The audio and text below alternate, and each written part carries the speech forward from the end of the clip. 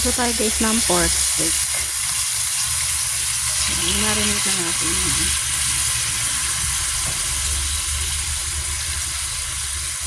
Tatry lang natin yung magkabila.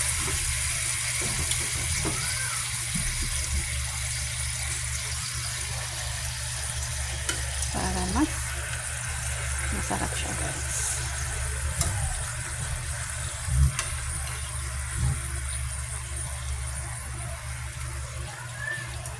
Paparide lang natin magkabila ang ating pork chop.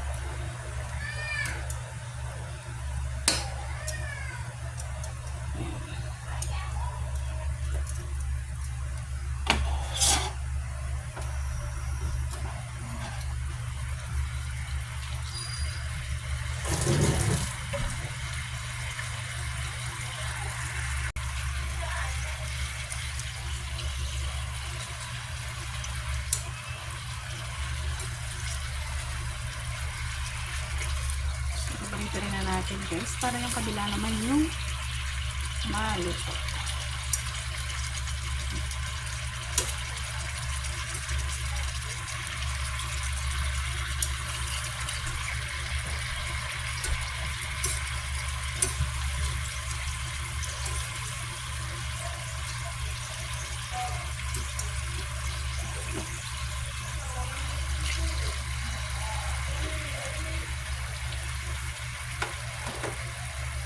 Then after nyan, bigyan na natin yung ating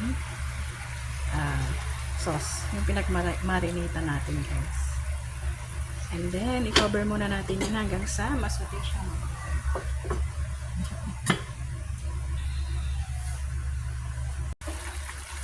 So yun guys, malambot na yung ating pork.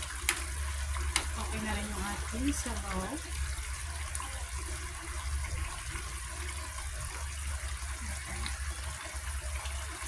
Malambot na siya guys.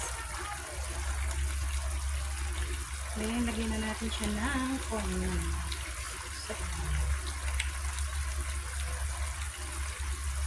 So, lagyan lang natin ng onion guys.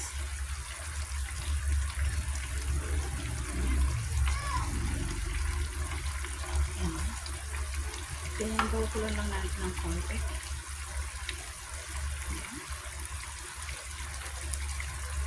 So, cover muna natin guys.